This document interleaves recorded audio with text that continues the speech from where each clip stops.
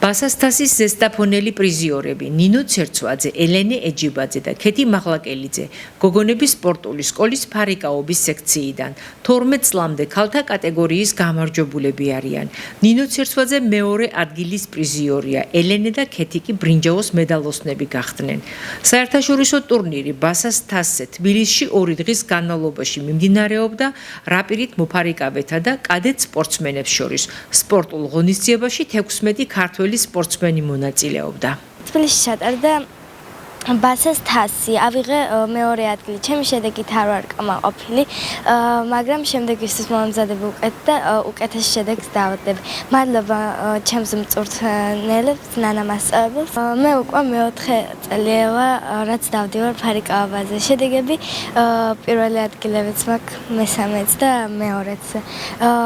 ჩემს ფარიკაობა არის ყველაზე განსხვავებული სპორტი, რაც კი ოდესმე მინახავს და ალბათ სარდავანებებ თავს. მე ვარ ელენე ეჯიბაძე, ზესტაფონის ფარიკაობის ჯგუფის წევრი. ჩვენი ჯგუფი წინა კვირას იყო წასული ბასასთასის შეჯიბრზე, ფარიკაობის შეჯიბრზე.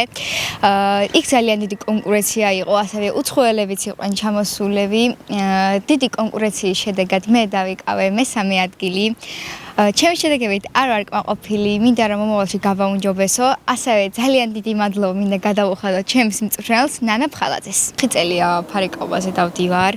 ჩემთვის ფარიკაობა არის ყველაზე ისეთი სპორტი, აი თვითონ გიზიდავს ეს სპორტი, თვითონ ამირჩია, მე არ ამირჩევია, თვითონ, აი ასე თქვა, თვითონ მოვიდა და თვითონ ამირჩია და არ მგონია რომ უდესმე შევწყვიტო ფარიკაობაზე სიარული და დავამთავრო ფარიკაობა, რადგან ანუ ისეთი სპორტი არის, რომ გიზიდავს, ვერ დაანებებ თავს ფიზიკურად.